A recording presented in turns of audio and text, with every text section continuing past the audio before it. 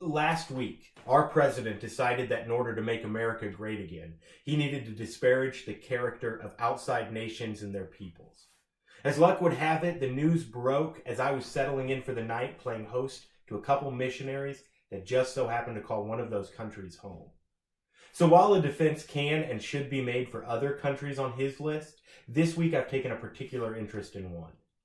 In 1492, a certain adventurer named Christopher Columbus would make landfall on a small Caribbean island.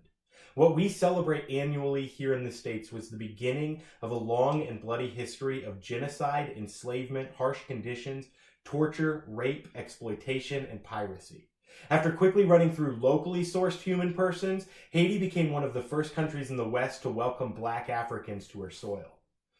200 years later, now under French control, Haiti had become one of the most profitable colonies in the West. Fertile soil, free labor, and the freedom to treat slaves as harshly as possible makes for great investment opportunities. In order to protect its interests in Haiti, France agrees to help the less profitable British colonies gain its independence. By the time a recently independent United States signs its constitution, Haitian exports were worth more than all the exports from all other states combined. The conditions of African slaves on the island were some of the worst in the world. Owners, vastly outnumbered by what they considered property, looked to squash any inkling of rebellion before it took hold.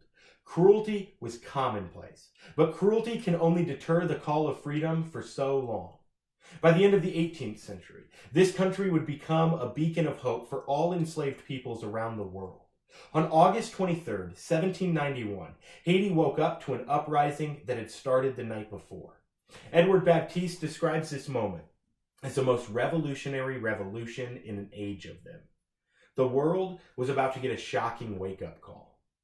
After overthrowing the plantation owners and local French troops, these revolutionaries would repel attacks from Spain, then Britain, then France again. After being defeated in Haiti, Napoleon, needing funds to fight Britain, sells New Orleans along with more than 800,000 square miles to the United States for pennies on the dollar. A deal made possible only because without Haiti and its ports, the ports of New Orleans weren't necessarily an asset to France any longer. Alexander Hamilton comments on the effects of the Haitian Revolution in American history this way. To the deadly climate of St. Domingo and to the courage and obstinate resistance made by its black inhabitants, we are indebted. Specifically, if you live in Arkansas, Oklahoma, Missouri, Kansas, Iowa, Nebraska, or South Dakota, all states, by the way, that voted for Donald Trump, and you love being an American, you have Haiti to thank.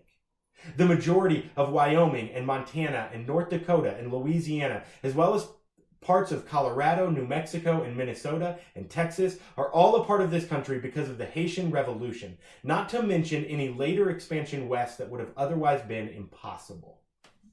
After winning their own freedom, Haiti became a haven for free and fleeing slaves everywhere.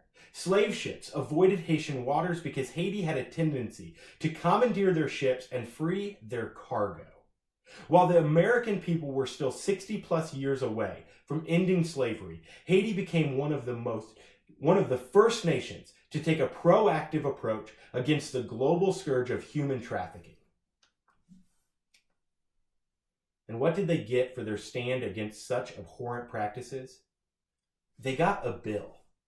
Blockaded by French ships, Haiti is forced to accept the debt incurred by lost property, most of which is payment to slave owners for stolen slaves. They will be forced to pay their former masters for the audacity to believe that they were no longer objects to be owned. Haitian history is a history riddled with debt.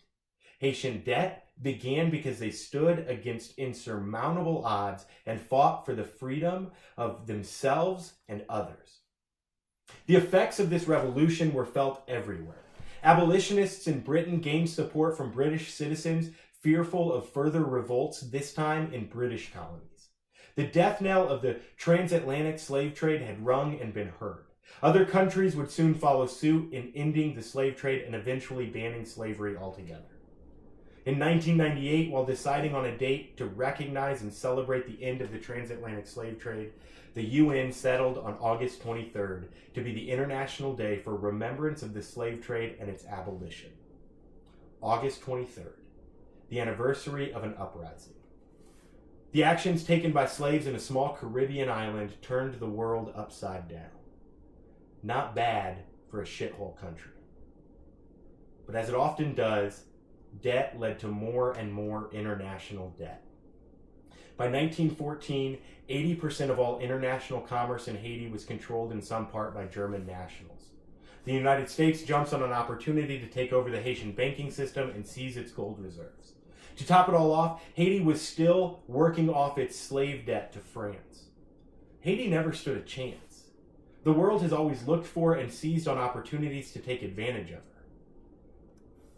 It's easy to share pictures on social media of beaches full of trash or crumbling infrastructure.